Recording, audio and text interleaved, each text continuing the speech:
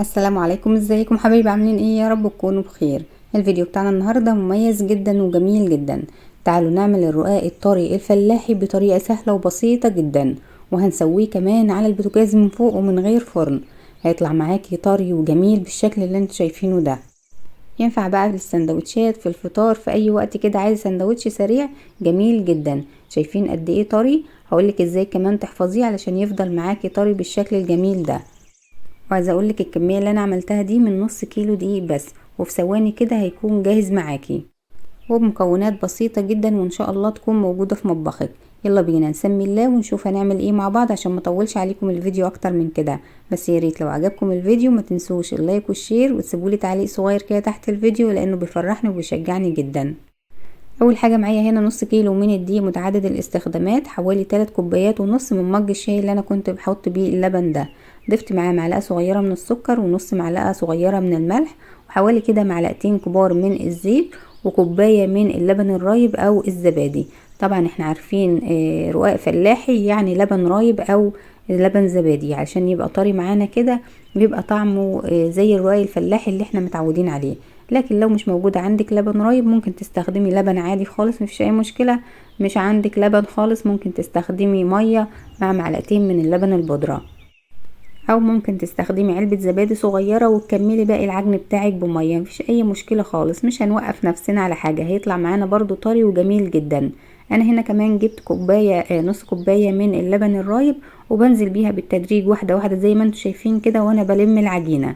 الرقاق بتاعنا مفيهوش خميرة وبيتعجن بكل سهولة، وفي ثواني كده هيكون جاهز معاكي. بفضل اضيف اللبن او السائل اللي معايا لحد ما الم العجينة كده وتبقى معايا بالشكل اللي انتوا شايفينه ده. شايفين العجينة بقت ناعمة معايا ازاي؟ انا طبعا قصيت شوية من مقطع العجن ده علشان ما اطولش عليكم الفيديو، بس طبعا بتفضلي تعجني في العجينة لحد ما تلم معاكي من الطبق كده وتسيب من ايديكي وتبقى ناعمة بالشكل الجميل اللي انتوا شايفينه ده، عشان لما تيجي تفردي الرقاق بعد كده يتفرد معاكي بكل سهولة من غير ما يتقطع. وبعد ما بنخلص عجن على طول بنبدأ نقطع العجينة بتاعتنا لكرات صغيرة. مش بنسيبها بقى تريح ولا اي حاجة، احنا بنسيبها تريح بعد ما بنكورها بالشكل ده. بتقطعي بقى حجم الكورة اللي انت عايزاه كبير صغير زي ما تحبي، بس طبعا خدي بالك من حجم الكورة بالنسبة للطاسة بقى اللي انت هتسوي بيها على النار. ولو هتسوي في الفرن مفيش اي مشكلة، اعملي الحجم اللي انت عايزاه. انا عملت الكورة اللي معايا من 55 جرام ل 60 جرام، يعني كانت قد البرتقانة الصغيرة كده او اليوستفندي الصغيرة شوية، زي ما تحبي بقى الحجم اللي انت عايزاه. شايفين احنا بنكور العجينة ازاي؟ عملت لكم ابسط طريقة علشان طبعا المبتدئين. والعجينة بتاعتنا النهاردة سهلة وبسيطة جدا ومفيهاش اي افتكاسات. الرقاق الفلاحي ده طبعا احنا متربيين عليه، وليا الشرف طبعا ان انا من الفلاحين اللي تربينا على الخير كله وعلى اللبن الرايب وعلى الجبنة وعلى القشطة. الرقاق الفلاحي ده كنا بنعمله كده من اللبن اللي بيطلع من تحت القشطة قبل اللبن اللي احنا بناخده للجبنة. يعني دي حاجات كده اتربينا عليها من زمان. تعالوا نشوف انا عملت ايه بعد كده. بعد ما قطعت الكرات كلها غطيتها بكيس وبعد كده بفوطة، وبسيبها بقى تريح شوية، يعني حوالي كده 10 دقايق ربع ساعة.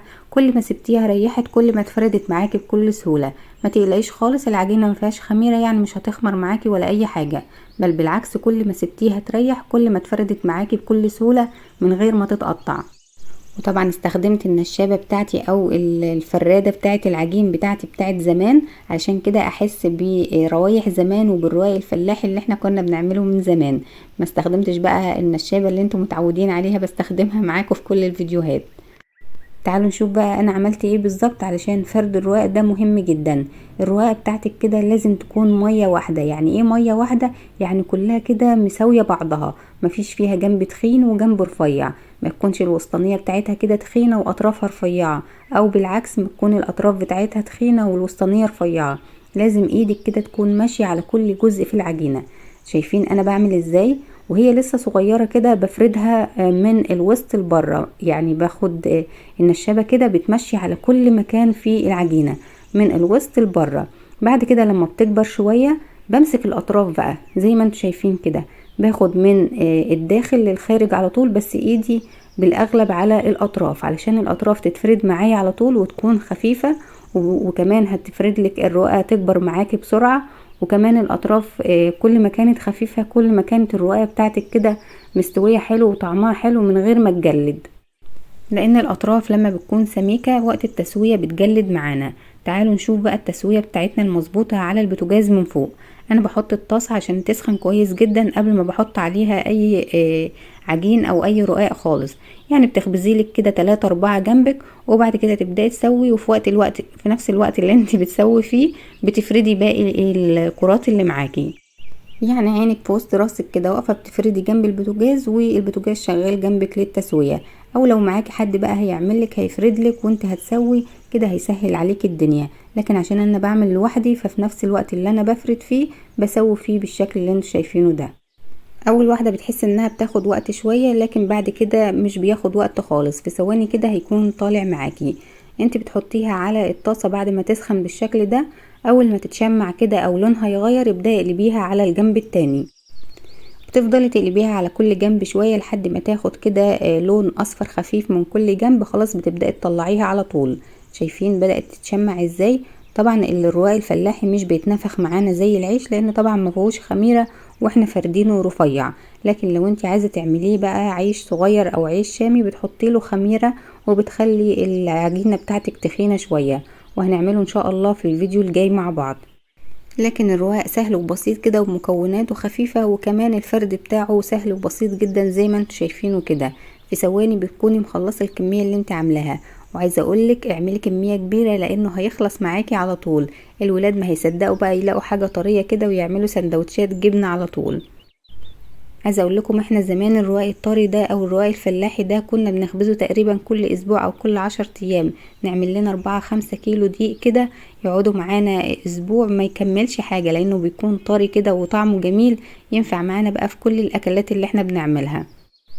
فانا سهلت عليكم الدنيا النهارده، عملنا نص كيلو دقيق بس وسويناه كمان على البوتاجاز. يعني صدقيني مش هياخد منك وقت خالص، في ثواني كده هتكوني مخلصاه.